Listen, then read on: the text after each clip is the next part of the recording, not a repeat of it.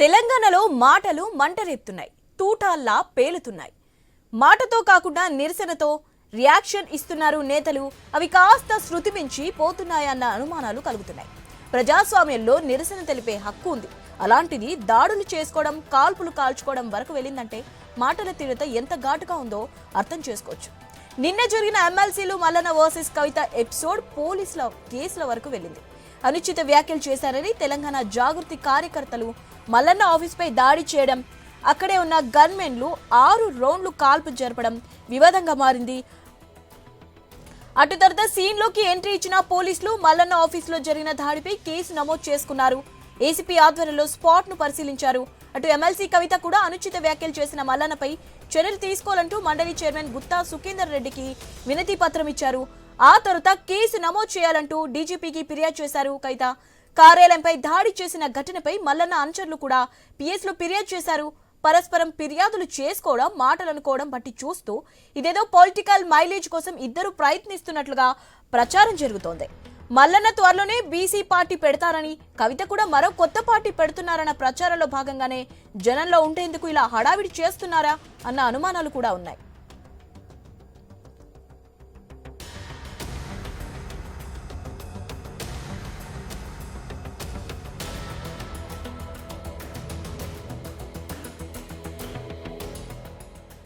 అయితే ఇదంతా ఇలా ఉంటే, ఇంత పెద్ద సంఘటన జరిగినా ఏ రాజకీయ పార్టీ కానీ నేతలు కానీ ఈ ఎపిసోడ్లో జోక్యం చేసుకోకపోవడమే ఇప్పుడు పెద్ద చర్చనీయాంశంగా మారింది.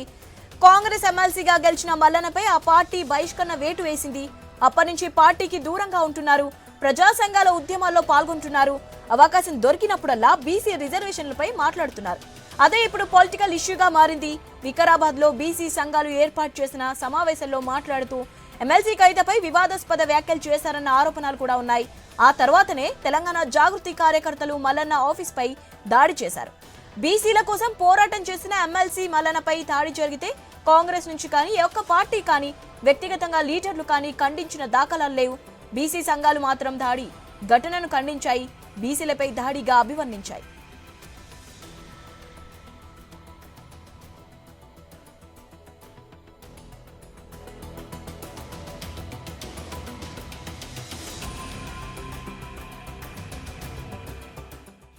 ఇక కవిత విషయంలో కూడా అంతే. బీఆర్ఎస్ తరఫున ఎమ్మెల్సీగా ఉన్న కవిత ఈ మధ్య బీఆర్ఎస్ చీఫ్ కు లేఖ రాసింది. ఆ తర్వాత కవిత కేసీఆర్ దూరం పెట్టారన్న ప్రచారం జరుగుతోంది. తెలంగాణ జాగృతి కూడా బీఆర్ఎస్ కు అనుబంధమే అన్న ప్రచారం కూడా ఉంది. అయితే నిరసన తెలిపేందుకు వెళ్లిన కార్యకర్తలపై మల్లన్న గన్మెన్లు కాల్పులు జరిపారంటూ కవిత డీజీపీకి ఫిర్యాదు చేసింది. అయినా కూడా బీఆర్ఎస్ నుంచి ఒక్క ఖండన రాలేదు. కవితపై కామెంట్ చేసిన తర్వాత కాల్పుల తర్వాత గులాబీ నేతలు ఒక్కరు కూడా స్పందించలేదు. అనుచిత వ్యాఖ్యలపై స్పందించలేదు. దాడిపై నోరు విప్పలేదు.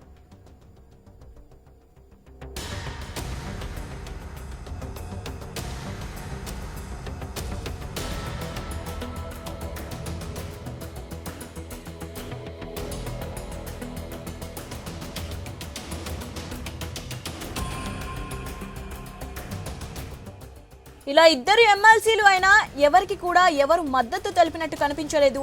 ఇద్దరు ఎమ్మెల్సీలకు బీఆర్ఎస్ కాంగ్రెస్ నేతలు దూరంగా ఉన్న ప్రచారం ఉంది. బీసీ సంఘాలు ఏకమై మల్లన్నకు మద్దతు తెలిపాయి. అయితే పార్టీలు మాత్రం ఎందుకు దూరంగా ఉన్నాయి?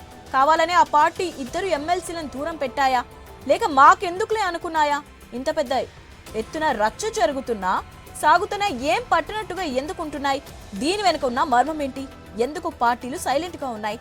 మల్లన్న బీసీ పార్టీ పెట్టేందుకు మైలేజ్ కోసం చేస్తున్నారా, లేక కవిత పార్టీ పెట్టే ముందు చేస్తున్న హడావిడిలా కనిపిస్తోందా? ఇద్దరు ఎవరికి వారు ఈ ఎపిసోడ్ ను తమకు అనుకూలంగా మలుచుకునేందుకు ప్రయత్నం చేస్తున్నారా? బీజేపీ కూడా ఎందుకు స్పందించలేదు? ఎమ్మెల్సీ అన్న కోణంలో కూడా స్పందించలేదు ఎందుకు అన్న చర్చ సాగుతోంది.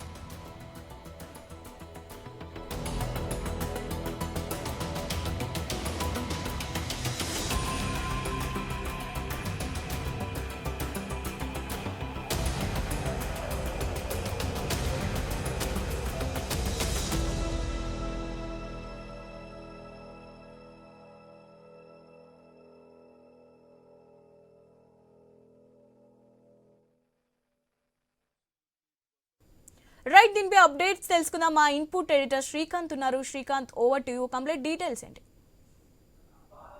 Shivani, good afternoon. సో నిన్న జరిగినటువంటి ఇష్యూ ఏదైతే ఉందో, సో మొన్న హైదరాబాద్లో ఒక బీసీ సదస్సులో ఆ సభలో చింతపండు నవీన్ అలియాస్ తీన్మార్ మల్లన చేసినటువంటి కామెంట్స్ ఏవైతే ఉన్నాయో కవితను ఉద్దేశించి, అసలు నీకు మాకేం సంబంధం, మీకు మాకేం పొత్తు, నువ్వు ఎట్లా బీసీ అవుతావు, నువ్వు పద్మశాలివా, నువ్వు ఇంకేమైనా వేరే గౌడ కులస్తువా, నువ్వు ముదిరాజు కులస్తురాలువా, నీకెట్లా మాతో నీకెట్లా పొత్తు ఉంటుంది, మాతో నువ్వెట్లా బంధం కలుపుకుంటావు అంటూ మాట్లాడుతూ కంచం పొత్త తర్వాత ఇంకొక పదాన్ని కూడా వాడడం జరిగింది. కంచం పొత్త, మంచం పొత్త అంటూ, మంచం అంటే ఈ మంచం పొత్త అంటే తెలంగాణలో వియ్యమిచ్చుకోవడం, దీన్ని మీరు అపార్థం చేసుకుంటే మేమేం చేస్తాం, ఆ తెలంగాణలో ఉన్నటువంటి సామెత అంటూ కూడా తీన్మార్ మల్లన అదే మాట మీద ఉన్నారు, అదే కామెంట్ పైన అదే స్టాండ్ పైన ఉన్నారు. అయితే ఈ కంప్లీట్లీ ఈ ఇద్దరి మధ్య ఎమ్మెల్సీల మధ్య జరుగుతున్నటువంటి యుద్ధంగానే ప్రస్తుతానికైతే కనిపిస్తోంది.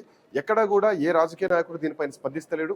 కవిత తన కార్యకర్తలపై తీన్మార్ మల్లన గన్మెన్లు చేసినటువంటి కాల్పులు ఏవైతే ఉన్నాయో, సో ఆ కాల్పులను బెదిరించేటువంటి కాల్పులు ఏవైతే ఉన్నాయో, బెదిరింపులకు దిగారు కాల్పులు చేస్తూ. సో దానిపైన డీజీపీకి ఫిర్యాదు చేశారు. అట్ ది సేమ్ టైం శాసనమండలి చైర్మన్ గుత్తా సుఖేందర్ రెడ్డి కూడా తీన్మార్ మల్లనను సస్పెండ్ చేయాలి, డిస్మిస్ చేయాలి, at the same time arrest చేయాలంటూ కూడా తను ఒక పిటిషన్ చేయడం జరిగింది. ఇట్లా నేపథ్యంలో మహిళలపైన రాజకీయాల్లో ఇట్లాంటి వ్యాఖ్యలు చేస్తారంటూ మహిళా కార్డు పైన అఫ్కోర్స్ కవిత మాట్లాడుతున్నటువంటి క్రమంలో ఇటు బీసీలను అంటే చిన్నచూప, సో మొన్నొక ఛానల్ పైన, ఆ తర్వాత ఇంకో ఛానల్ పైన, ఇప్పుడు మా ఛానల్ పైన దాడులు చేస్తున్నారు. సో బీసీలను తొక్కేటువంటి కుట్ర చేస్తున్నారు. బీసీ పార్టీ ప్రకటించినటువంటి కొద్ది గంటల్లోనే ఇట్లా దాడులు చేయడం, ఇది బీసీల మీద జరిగినటువంటి కుట్రగా తీన్మార్ మల్లన చూస్తున్నారు. అయితే తీన్మార్ మల్లన సైడు బీసీ సంఘాలు మద్దతు ఇస్తున్నా నిన్నటి నుంచి, కానీ కవిత వైపు మాత్రం ఇంతవరకు ఎవరు మద్దతిస్తూ రెస్పాండ్ కాలేదు. కవిత మాత్రమే తను రెస్పాండ్ అవుతున్నారు. తనే మండలి చైర్మన్ దగ్గరికి పోతున్నారు, తనే డీజీపీని కలుస్తున్నారు, తనే మాట్లాడుతున్నారు, తనే మీడియా ముందుకు వచ్చి మాట్లాడుతున్నారు తప్ప సో కవిత తరపున ఎవరు కూడా మాట్లాడట్లేదు. సో ఒక మహిళగా కవిత ఉన్నారు రాజకీయాల్లో. సో కుటుంబ సభ్యుల నుంచి కానీ బీఆర్ఎస్ పార్టీ నుంచి కానీ ఎట్లాంటి ఖండన కూడా ఇప్పటివరకు రాలేదు. అయితే ఇదే నేపథ్యంలో ఈరోజు హరీష్ రావు కేటీఆర్ ఇద్దరు కూడా కేసీఆర్ను కలుస్తున్నారు. సో ఇట్లా నేపథ్యంలో ఈ కలయిక వెనక కవిత పైన తీన్మార్ మల్లన చేసినటువంటి కామెంట్స్, నిన్న జరిగినటువంటి కాల్పుల అంశం కూడా ప్రస్తావించే అవకాశాలని అన్నది వార్తలు ప్రస్తుతానికి వినిపిస్తున్నటువంటి వార్తలు. సో చూద్దాం దీనిపైన. అంటే కవిత అంటే ఎవరు సపోర్ట్ చేయకుండా కవిత ఒంటరైపోయారా? సో జాగృతి ఇక ముందుకు ఒంటరిగానే పోవాల్సినటువంటి పరిస్థితి. ఈ మధ్య కాలంలో కూడా ఒకనొక సందర్భంలో మీడియాతో కవిత మాట్లాడినటువంటి టైంలో అఫ్కోర్స్ అన్నతో కొన్ని రాజకీయ విభేదాలు ఉన్నాయి అని చెప్పడం జరిగింది. బీఆర్ఎస్ పార్టీకి నేనే ఓనర్ని అంటూ చెప్పడం జరిగింది. కొత్త పార్టీ పెట్టేదే లేదంటూ కూడా చెప్తూ సో జాగృతిని ఇంకా రాష్ట్ర వ్యాప్తంగా ఉద్యమ కేంద్రంగా చేస్తాం, ఉద్యమ ఆర్గనైజేషన్ల సంస్థగా మేము దాన్ని మారుస్తామంటూ కూడా కవిత జాగృతి గురించి మాట్లాడుతూ కేటీఆర్ పైన ఉన్నటువంటి రాజకీయ విభేదాల గురించి మాట్లాడారు. సో ఇప్పుడు కుటుంబం ఏమైనా రెస్పాండ్ అవుతుందా? బీఆర్ఎస్ పార్టీ ఎవరు ఎక్కడ రెస్పాండ్ కావట్లేదు. పార్టీ కార్యక్రమాల్లో కానీ జాగృతి కార్యక్రమాల్లో కానీ బీఆర్ఎస్ సపోర్ట్ లేదు. ఈవెన్ కవిత వెళ్ళేటువంటి ఎక్కడ ఏ ప్రోగ్రాంకైనా కానీ ప్రోటోకాల్ ప్రకారంగా గులాబీ జెండాలు ఎక్కడ కానీ గులాబీ రంగు కూడా వాడట్లేదు పార్టీకి సంబంధించినటువంటిది. ఎట్ ద సేమ్ టైం ఎక్కడ కూడా ప్రోటోకాల్ పాటించట్లేదు. కేవలం కేసీఆర్ బొమ్మ మాత్రమే తను పెట్టుకుంటుంది. ఒక తండ్రిగా, తన బిడ్డగా, ఉద్యమకారునిగా కేసీఆర్ ఫోటోను పెట్టుకుంటుంది తప్ప హరీష్ రావు కానీ కేటీఆర్ కానీ ఎక్కడ పెట్టుకోవట్లేదు. సో కవిత ఒంటరి అయిపోయింది అని చెప్పేసి ఈ సందర్భంగా ఈ వస్తున్నటువంటి సంకేతాలను బట్టి చూస్తే అర్థం చేసుకోవచ్చు. రైట్, మా కరెస్పాండెంట్ ప్రవీణ్ కూడా అందుబాటులో ఉన్నారు. ప్రవీణ్, సో ఈ ఎపిసోడ్ని ఎట్లా చూడొచ్చు? తీన్మార్ మల్లన వైపు బీసీ సంఘాలు మద్దతిస్తున్నాయి కానీ బట్ కవిత విషయంలో మాత్రం పెద్దగా ఎవరు మద్దతిస్తూ రెస్పాండ్ కావట్లేదు. కేవలం జాగృతి సంబంధించినటువంటి మహిళా నాయకులు రెస్పాండ్ అవుతున్నారు. సో కుటుంబం నుంచి ఏమైనా ఎక్స్పెక్ట్ చేయొచ్చా ప్రవీణ్?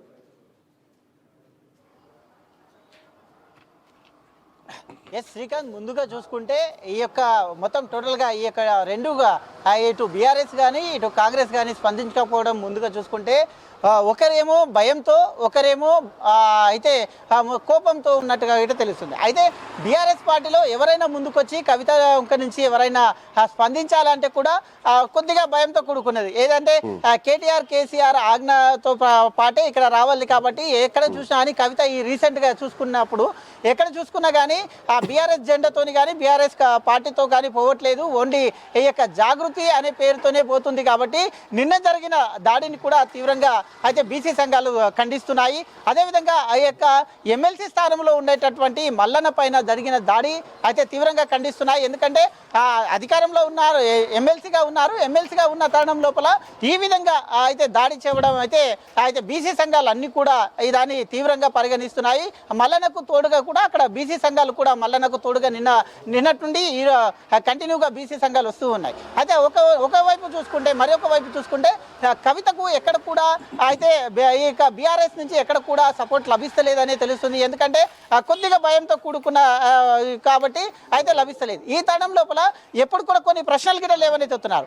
ఎప్పుడు కూడా ప్రపంచంలో ఎప్పుడు ఎక్కడ ఏ సంఘటన జరిగినా ప్రపంచంలో ఎక్కడ ఉన్నా కానీ కేటీఆర్ ఖచ్చితంగా ఎక్స్ ద్వారా తన ట్విట్టర్ ద్వారా స్పందిస్తారు. నిన్న జరిగినటువంటి ఏదైతే సంఘటన ఉందో నిన్న జరిగిన ఈ యొక్క సంఘటన పైన బీఆర్ఎస్ నేతలు ఎవరు కూడా స్పందించకపోవడం పైన అయితే తీవ్ర చర్చాంశనం అయితే అవుతుందని చెప్పాలి.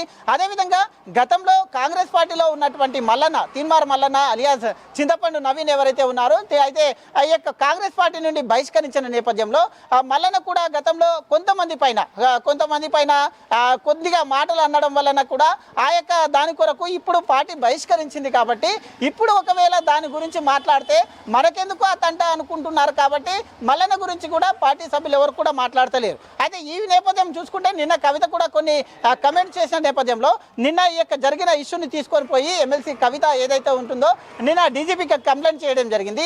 డీజీపీకి కంప్లైంట్ చేసిన తర్వాత ఒక వ్యాఖ్యలు కూడా చేయడం జరిగింది. అయితే ముఖ్యంగా చూసుకుంటే నేను కంప్లైంట్ ఇవ్వడానికి వెళ్ళినప్పుడు డీజీపీ లీవ్లో ఉండడం ఏంటి అంటూ ఈ దానిపైన ప్రభుత్వం హస్తం కూడా ఉంది అంటూ కూడా కవిత చేసింది. ఆ దానితో పాటు మనతో తీన్మార్ మల్లన్న ఈ అంశం పైన అయితే మనతో మాట్లాడడం జరిగింది నిన్న మొత్తం టోటల్గా. అయితే ఐన్యూస్తో మాట్లాడిన క్రమం లోపల అయితే ప్రభుత్వం నుంచే కాదు బీఆర్ఎస్లో తన తండ్రి అన్న వాళ్ళు కూడా సపోర్ట్ చేస్తలేరు. కాబట్టి కవితకి ఎక్కడ కూడా సపోర్టింగ్ లేదు. ఉన్న కొద్దిగా పిడికెల మందే ఉన్నారు. కాబట్టి ఆమె ఏం చేసినా వేస్ట్ అంటూ కూడా చెప్పడం జరిగింది. ఈ నేపథ్యం మొత్తం టోటల్గా చూసుకుంటే అయితే ఈ యొక్క ఎపిసోడ్ ఎంతవరకు వెళ్తుంది, ఈ యొక్క ఎపిసోడ్లో ఇంకా బీసీ సంఘాలు ఏ విధంగా ఇదైతే ఇప్పుడు మళ్ళీ కాసేపట్లో మల్లన్న ఈ సోమాజిగూడ ప్రెస్ క్లబ్లో అయితే మీడియా సమావేశం కూడా నిర్వహించబోతున్నారు. కాబట్టి ఆ దాంట్లో ఇంకేదైనా కీలక ప్రకటన చేసే అవకాశం ఉందా, కీలక వ్యాఖ్యలు చేసే అవకాశం ఉందా, దీనిపైన టోటల్ ఎపిసోడ్కు సంబంధించిన అయితే దానిపైన ప్రెస్ మీట్ కూడా ఉండబోతుంది. కాబట్టి ఈ యొక్క బీఆర్ఎస్ నేతలు కానీ ఇటు కాంగ్రెస్ నేతలు కానీ ఎవరు కూడా మాట్లాడకుండా న్యూట్రల్గా ఉన్నారు. ఇక ఎమ్మెల్సీ కవిత తన పని తాను చేసుకుంటూ పోతుంది. ఈ విధమైన తీవ్రంగా ఈ విధంగా గూండాలను పెట్టేసి ఆ విధంగా చేయడం, అదేవిధంగా కాల్పుల వరకు వెళ్ళినటువంటి సంఘటనలు మొత్తం టోటల్గా కూడా తీవ్ర చర్చాంశనీయమైన నేపథ్యంలో ఇది ఎంతవరకు వెళ్తుంది అనేది అయితే వేచి చూడాలి. Right Praveen, thanks for joining. So మొత్తానికి అంటే ఇద్దరు ఎమ్మెల్సీల మధ్య నిన్న జరిగినటువంటి మాటలు వేరు, మాటల వెనకాల తూటాలు కూడా ఇప్పుడు స్పష్టంగా కనిపించాయి. సో ఆ తూటాలకు ఈరోజు సమాధానంగా ఖచ్చితంగా దీనికి సమాధానం కావాలి. గన్మెన్లు తూటాలు కురిపించారు. తెలంగాణ ఉద్యమ సమయంలో కూడా ఇట్లాంటి తూటాల వర్షం కురవలేదు. బట్ తెలంగాణ రాష్ట్రం వచ్చిన తర్వాత ఈరోజు ఇట్లా కాల్పులు జరపడం ఏంటి, గన్నులతో బెదిరించడం ఏంటి అంటూ కూడా కవిత చేస్తున్నటువంటి ప్రశ్న. మరోవైపు బీసీల పైన దాడులు చేస్తున్నారు, బీసీ ప్రకటన చేసినటువంటి కొద్దిసేపట్లోనే మా పైన దాడికి రావడం ఇది ఖచ్చితంగా బీసీలను అనగదొక్కేటువంటి కుట్ర అంటూ కూడా తీన్మార్ మల్లన్న చెప్తున్నారు. సో దీని తర్వాత అంటే ఇద్దరు ఎమ్మెల్సీలే కానీ ఇద్దరి మధ్యలోనే ఫైట్ జరుగుతోంది. రెండు వర్గాల నుంచి కూడా చాలా ఉధృతంగా ఉంది, చాలా సీరియస్గా ఉంది వాతావరణం. కానీ రెండు వైపులా వెనకాల బలమైనటువంటి శక్తులు ఏవి కూడా ఇక్కడ కనిపించట్లేదు. ఈ ఇద్దరు మాత్రమే కొట్లాట రాజకీయ క్షేత్రంలో ప్రస్తుతానికి కనిపిస్తోంది. రైట్, మా కరెస్పాండెంట్ స్వామి కూడా అందుబాటులో ఉన్నారు. స్వామి, గుడ్ ఆఫ్టర్నూన్. ఇద్దరు ఎమ్మెల్సీలు, ఇద్దరి వర్షన్లో రాజకీయ పరంగా చూసుకుంటే కాంగ్రెస్ పార్టీ సపోర్ట్ తీన్మార్ మల్లన్నకు లేదు, ఇటు బీఆర్ఎస్ పార్టీ సపోర్టు కవితకు కూడా కనిపిస్తలేదు. సో ఇద్దరిని ఎవరు కూడా ఖండిస్తలేరు, ఈ కాల్పులను ఖండిస్తలేరు. కవితకు మద్దతుగా ఎవరు రావట్లేదు, తీన్మార్ మల్లన్నకు మద్దతుగా కొన్ని బీసీ సంఘాలు ముందుకు వస్తున్నా కానీ రాజకీయ పరంగా ఎవరు ఎట్లాంటి కామెంట్లు చేయట్లేదు, ఖండించట్లేదు. ఏ మాత్రం వీళ్ళ మీద కామెంట్లు చేసినా కానీ వీళ్ళకు హైప్ వస్తుంది అన్నటువంటి ఉద్దేశం అనుకోవచ్చు ఒకవేళ కాంగ్రెస్ పార్టీ వర్షన్ తీసుకుంటే. అండ్ కవిత విషయం తీసుకుంటే కుటుంబ కలహాలు ఇంకా నడుస్తున్నాయి. సో కుటుంబం కూడా కవితను పక్కన పెట్టింది అనడానికి అఫీషియల్ గా ఈ రోజు ఈ సంఘటనను మనం బేరీ చేసుకోవచ్చా స్వామి? శ్రీకాంత్, ఒకవైపు నేను జరిగినటువంటి ఘటనతోటి ఇటు తీన్మార్ మల్లన్నకు కాంగ్రెస్ పార్టీ సస్పెండ్ అయింది కాబట్టి ఆయనకు ఎవరు సపోర్ట్ చేయలేదు. ఇటు ఎమ్మెల్సీ కవిత కూడా తెలంగాణ రాష్ట్ర సమితిలో ఎమ్మెల్సీగా ఉన్నప్పటికీ కూడా ఆమె సొంతగా జాగృతి కార్యక్రమం నిర్వహించుకుంటున్నారు. కాబట్టి ఆమెకు సంబంధించి పార్టీ పరంగా ఎలాంటి మద్దతు రావట్లేదు. దానికి తోడు మరోవైపు ఆమె జాగృతితో పాటు BC United school of front పేరుతోటి ఆమె సొంతగా కార్యక్రమం నిర్వహిస్తుంది. కాబట్టి పార్టీ పరంగా ఎవరు స్పందించలేదు. నిన్న రాత్రి లేట్ గా శాసన మండలిలో బీఆర్ఎస్ పార్టీ పక్ష నేత మధుసూదనాచారి మాత్రమే ఒక్కరే స్పందించారు. ఆయన మాత్రమే ఖండిస్తూ జరిగినటువంటి ఘటన పైన ఖండిస్తూ ఒక ప్రకటన అయితే జారీ చేయడం జరిగింది. ఈ రోజు మొత్తం బీఆర్ఎస్ పార్టీ శ్రేణులంతా కూడా ఎవరు కూడా రాష్ట్ర వ్యాప్తంగా సింగిల్ కామెంట్ కూడా బయటకు చేయలేదు.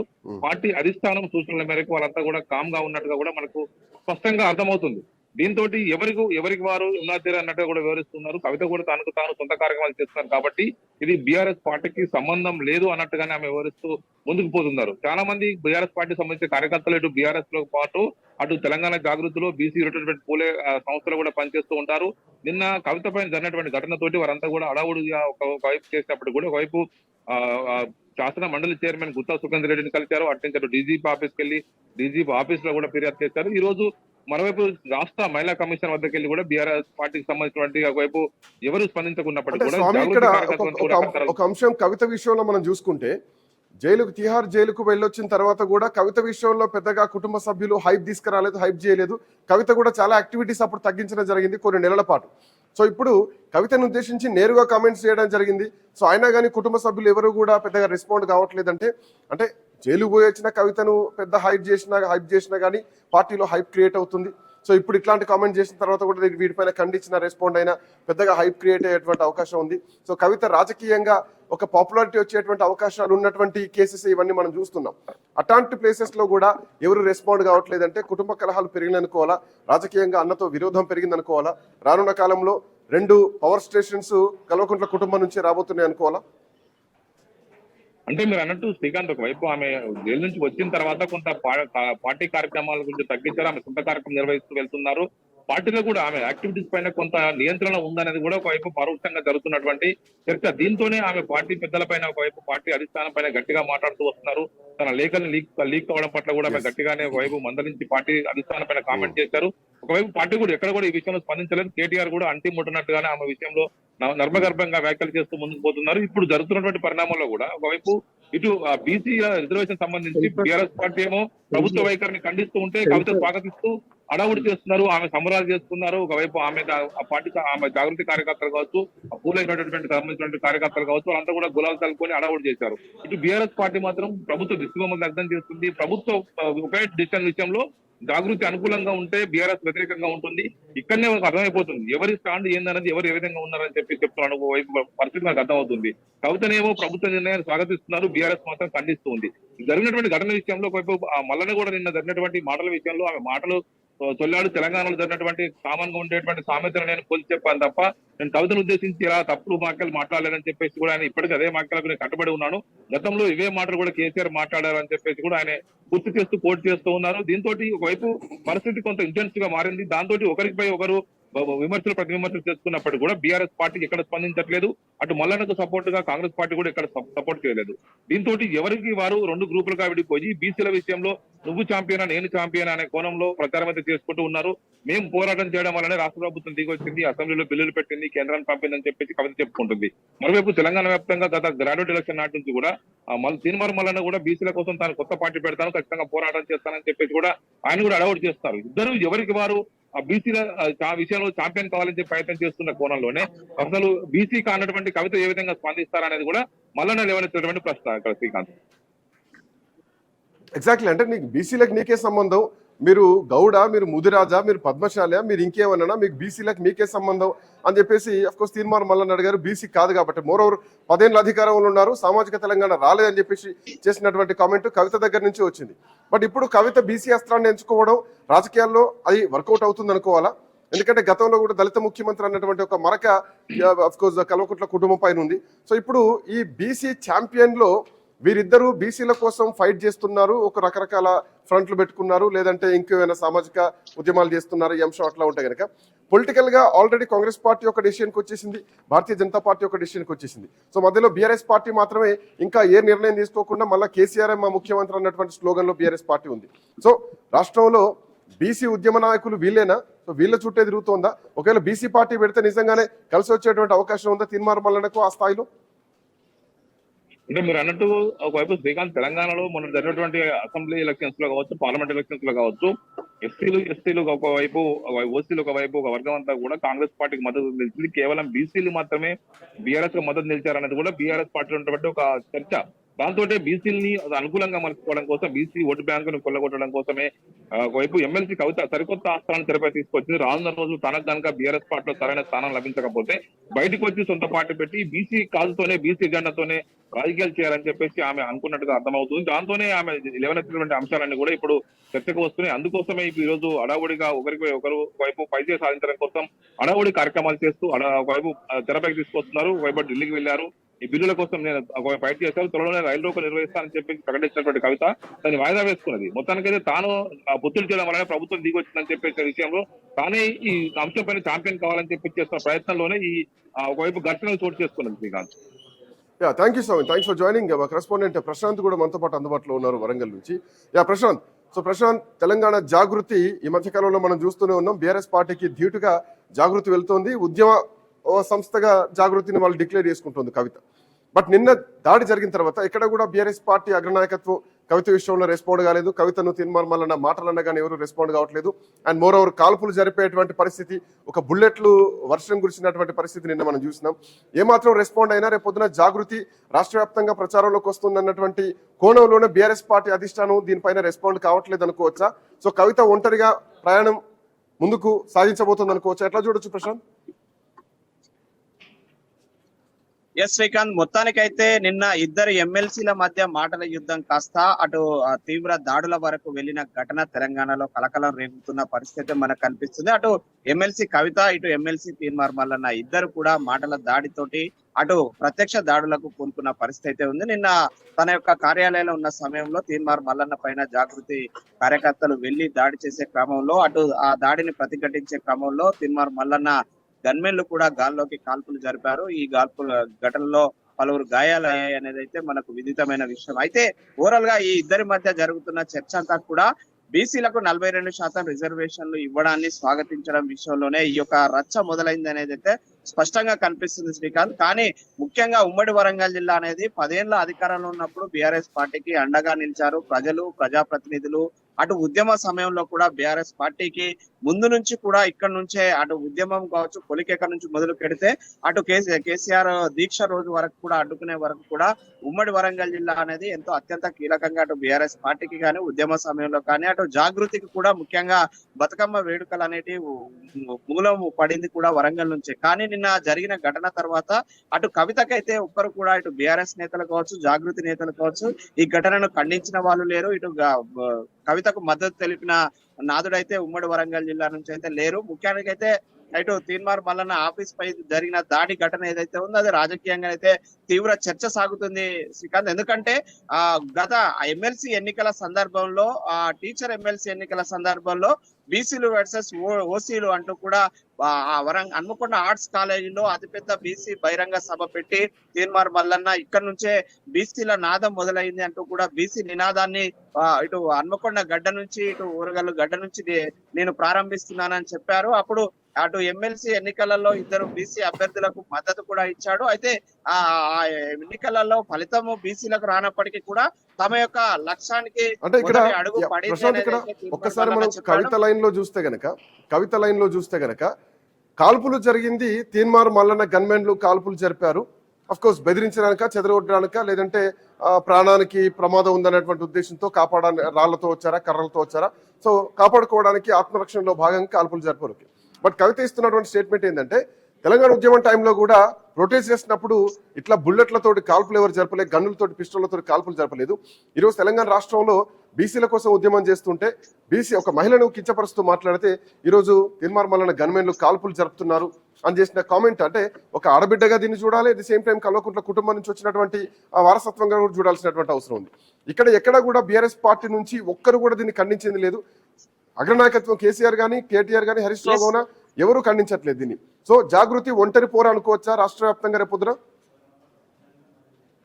ఎస్ శ్రీకాంత్, గత మనకు 3 నెలలుగా మనకు పరిస్థితులు చూసినట్లయితే అటు తను రాసిన లేఖ లీక్ అయినప్పటి నుంచి కూడా తను ఒంటరి పోరాటం చేస్తుంది. ఒంటరి మహిళగానే నేను ఉద్యమం అవసరమైతే పార్టీ పంతాన్ని ఎంచుకుంటానని కూడా అనేక సందర్భాలలో చిట్చాటల్లో చెప్తూనే వస్తుంది. దానికోసం ఇటు బీఆర్ఎస్ నేతలు కూడా ఎవరు ఆమె యాక్టివిటీస్ పైన కానీ ఆమె పైన దాడుల విషయంలో కానీ ఎవరు స్పందించడం లేదు. దీంతో అయితే ఆమె నేరుగా అన్ని విషయాలలో స్పందించడం కానీ ఇటు ఉద్యమ పంతాన్ని ఎంచుకొని అయితే ఒక దారిలో వెళ్తున్న పరిస్థితి మనకు కనిపిస్తుంది. ఆమె కూడా ఒక పొలిటికల్ పార్టీ వైపు అడుగులు వేస్తున్నట్లయితే మనకు స్పష్టంగా కనిపిస్తుంది. కానీ నిన్నటి ఎపిసోడ్ లో మాత్రం ఇద్దరి వాదనలలో ఒకవైపు ఇటు తీన్మార్ మల్లన్న చెప్పింది మాత్రము ఆ తెలంగాణ సామెతగా చెప్పాను, నేను ఒక మహిళగా కవితను నేను కించపరచలేదు. ఇది తెలంగాణలో బీసీలలో ముఖ్యంగా కులాలలో ఉప కులాలు అనేకం ఉంటాయి. ఉప కులాలలో పెళ్లి సంబంధాల సందర్భంలో ఖచ్చితంగా ఆ కంచం పొత్తు మంచం పొత్తు అనేది ఆ స్పష్టత వచ్చాకే పెళ్లి సంబంధాలు కుదుర్చుకుంటారు. అది ప్రతి కులంలో ఉన్నది. ప్రతి కులానికి ఉప కులాలు ఉన్నాయి. అది ముదిరాజులు కావచ్చు, యాదవులు కావచ్చు, పద్మశాలీలు కావచ్చు, ఇట్లా ఆ కుమ్మరి అటు పంచకులాలు అనే పేరుతోటి ఉండేటువంటి కులాల పైన కావచ్చు. ఇది ఆ కులాలకు పెళ్లి సంబంధాలు మాట్లాడుకునే సందర్భంలో వచ్చే ఒక సామెత కంచం పొత్తు ప్రశాంత్ ఇక్కడ తీన్మార్ మల్లన్న చేస్తున్నటువంటి కామెంట్ ఏంటంటే కానీ ఇందులో ప్రశాంత్ తీన్మార్ మల్లన్న చేస్తున్నటువంటి కామెంట్ ఏంటంటే పార్టీ పెడతాం బీసీ పార్టీ వస్తుందని చేసిన అనౌన్స్మెంట్ తర్వాత గంటల వ్యవధిలోనే మా పైకి వచ్చి దాడి చేశారు. బీసీలను అనగదొక్క కుట్ర, బీసీ పార్టీ పెట్టకుండా చేయాలనే కుట్ర అని చెప్పేసి ఆయన చెప్తున్నారు. సో బీసీ పార్టీ రాబోతోంది అన్నది ఒక బుల్లెట్లతోటి రక్తపు మరకల సాక్ష్యంగా నిన్న కనిపించింది. రేపు పొద్దున జాగృతి కూడా కొత్త పార్టీ పెట్టబోతున్నారని చాలా రోజుల నుంచి వార్తలు వస్తున్నాయి. బీఆర్ఎస్ కు ప్యారలల్ గా జాగృతి పార్టీ కార్యాలయం ఏర్పాటు చేయడం కానీ, లేదంటే కొన్ని పోరాటాలు కానీ, ఇవన్నీ కూడా ప్రభుత్వ వ్యతిరేక విధానాలన్నింటినీ కూడా ఎండగడుతూ ప్రజలకు తీసుకెళ్లిపోతున్నారు. ఈ రెండు పార్టీలు పుట్టబోతున్నాయి అనుకోవచ్చా? బీసీల తరపున సామాజిక తెలంగాణ నేపథ్యంలో కవిత తరపు నుంచి పార్టీ రాబోతున్నారు. గత అసెంబ్లీ ఎన్నికల తర్వాత జరిగిన రాజకీయ పరిణామాలను చూసినట్లయితే ఓసీలు, ఎస్సీ, ఎస్టీ, మైనార్టీలు అంతా కూడా కాంగ్రెస్ కు గంపగుత్తగా ఓట్లేశాయి. కానీ ఆ ఎన్నికల్లో బీసీలంతా కూడా బీఆర్ఎస్ పార్టీ వైపు ఉన్నారు. కానీ అనంతరం జరిగిన పార్లమెంట్ ఎన్నికల్లో మాత్రం బీసీల ఓటు చీలింది. అటు బీజేపీ వర్సెస్ కాంగ్రెస్ గా మారిపోయిన నేపథ్యంలో ఇటు బీసీల నుంచి బీఆర్ఎస్ పార్టీ చిన్నగా దూరం అవుతున్న నేపథ్యంలో ఈ ఓటు బ్యాంకును క్యాచ్ చేసుకోవడానికి ఆ సొంత పార్టీతో తీన్మార్ మల్లన్న వెళ్ళడానికి గత 6 నెలలుగా ఎక్సర్సైజ్ చేస్తున్నాడు. అటు ఆ టీచర్ ఎమ్మెల్సీని అటు Karimnagar graduate teacher MLC, Warangal teacher MLC 3 ఎమ్మెల్సీలను వేదికగా చేసుకున్నాడు. అందులో ఒక ఎమ్మెల్సీ అటు బీసీ గెలిచాడని కూడా ప్రకటించాడు. తన అటు బీజేపీ అభ్యర్థి గెలిచినప్పటికీ కూడా బీసీ గెలవడం సంతోషకరం అంటూ కూడా తాను వరంగల్ సభ పెట్టి బీసీలను క్లైమ్ చేసుకునే పనిలో అటు తీన్మార్ మల్లన్న ఉన్నాడు. మరోవైపు ఇటు కవిత కూడా అటు బీఆర్ఎస్ పార్టీకి తన తండ్రి తన అన్నయ్య కేటీఆర్ ఒంటెద్దు పోకడలతో ఓటు బ్యాంకు దూరం అవుతుంది. ఆ దూరం అయ్యే ఓటు బ్యాంకును నేను క్యాచ్ చేసుకుంటే కనీసము నాకు కొంత ఓటు బ్యాంకు ఒక బ్యాంకును మలుచుకునే ప్రశాంత్ ఇక్కడ ఇంకొకటి చూడొచ్చు. ఎందుకంటే అఫ్ కోర్స్ బీసీ నినాదం బలపడిపోతుంది తెలంగాణలో అర్థమవుతుంది. నిన్న జరిగినటువంటి దాడి తర్వాత ఏమైనా భద్రత పెంచేటువంటి అవకాశం ఉందా? కేంద్రం నిర్ణయం తీసుకొని Y+ కేటగిరీ భద్రతను ఏమైనా పెంచేటువంటి ఛాన్స్ ఉన్నాయి? ఎందుకంటే ఆఖరికి బుల్లెట్లను, గన్నులను కూడా ఉపయోగించినటువంటి క్రమంలో ఖచ్చితంగా శ్రీకాంత్. ఎందుకంటే ఒక ప్రజాప్రతినిధుల చట్టం స్పష్టంగా చెప్తుంది తనకు భద్రత కల్పించాల్సిన భరోసా అయితే కేంద్ర రాష్ట్ర ప్రభుత్వాల మీద ఉంది. ఎందుకంటే ఆయన గ్రాడ్యుయేట్ ఎమ్మెల్సీగా ఎలక్టెడ్ ఎమ్మెల్సీ కాబట్టికే అతనికి ఖచ్చితంగా సెక్యూరిటీ పెంచాల్సిన అవకాశం ఉంటుంది. నిన్న అక్కడ జరిగిన ఘటన తన సొంత కార్యాలయంలో దాడి జరిగింది. దాడికి జరిగిన ప్రతి పిన్ టు పిన్ అతను కూడా అటు పోలీసులకు ఇటు ప్రభుత్వానికి నివేదిక అందించనున్నాడు. ఈ నివేదిక అనంతరం అయితే తనకు భద్రత పెంచే అవకాశం ఉన్నది. కానీ ఇటీవల జరిగిన పరిణామాలు అయితే బీసీ ఓటు బ్యాంకును క్యాచ్ చేసుకోవడంలో ఇటు కవిత, తీన్మార్ మల్లన్న ఇద్దరు పోటాపోటీగా పోతున్న పరిస్థితి మనకు కనిపిస్తుంది. స్వయంగా తీన్మార్ మల్లన్న బీసీలకు సంబంధించినటువంటి ఏ బిల్లుకైనా మద్దతు తెలపాలని ఇటీవల కేటీఆర్ ను స్వయంగా కలిసి కూడా మద్దతు కోరాడు. అదే విధంగా అటు తెలంగాణ రాష్ట్ర ప్రభుత్వం ఇచ్చేటువంటి 42% పకడ్బందీగా అమలు చేయాలి. కేంద్రం మీద కొట్లాడి కూడా ఆర్డినెన్సే కాదు అవసరమైతే చట్టాన్ని తెచ్చే వరకు కూడా విశ్రాంతంగా ఉండకుండా రాష్ట్ర ప్రభుత్వం అన్ని చర్యలు తీసుకోవాలంటూ అటు తీన్మార్ మల్లన్న 42% మీద మాట్లాడుతున్నాడు. ఇటు కవిత కూడా నేను ఉద్యమానికి పిలుపునిచ్చిన తర్వాతే రాష్ట్ర ప్రభుత్వం ప్రకటించింది ఆర్డినెన్స్ తేవడము నేను స్వాగతిస్తున్నానని చెప్పడాన్ని మాత్రము ఆ వివిధ కోణాలలో రాజకీయ చర్చలు చేస్తున్నారు. ఎందుకంటే గతంలో సీఎం రేవంత్ రెడ్డితో కలిసి జాగృతి కవిత రియల్ ఎస్టేట్ వ్యాపారం బిజినెస్ ఉందని స్వయంగా సీఎం రేవంత్ రెడ్డి కూడా అనేక ఇంటర్వ్యూలలో చెప్పాడు. వ్యాపారం చేస్తే తప్పులేదు. Right. Anyway thank you Prashant, thanks for joining. So తెలంగాణలో ఇద్దరు ఎమ్మెల్సీల మధ్య ఒక మాటల యుద్ధం మాత్రం నడుస్తోంది. తూటాల యుద్ధం వరకు కూడా వెళ్ళినటువంటి పరిస్థితి స్పష్టంగా కనిపిస్తోంది. సో ఇట్లా నేపథ్యంలో కవిత పరిస్థితి ఏంటి? ఇప్పటికే ఈ అంశం పైన మాట్లాడడానికి అటు హరీష్ రావు అండ్ కేటీఆర్ కూడా కేసీఆర్ ని కలిసినట్టుగా తెలుస్తోంది. సో ఇష్యూ పైన ఏం చేద్దాం, ఎట్లా నిర్ణయం తీసుకుందాం అని చెప్పేసి. సో చూద్దాం కవిత విషయంలో ఎట్లా నిర్ణయం తీసుకోబోతున్నారు. బీఆర్ఎస్ పార్టీ అండగా ఉండబోతోందా ఈ అంశంలో? అటు బీసీలు మొత్తం కూడా తీన్మార్ మల్లన్నకు సపోర్టింగ్ గా ఉన్నటువంటి క్రమంలో ఈ వర్షన్, ఈ వెదర్ రాజకీయంగా ఇంకెటువైపు మలుపు తిరగబోతోంది చూద్దాం. That's all for now. Next updates continue అయితే కీప్ వాచింగ్ ఐ న్యూస్.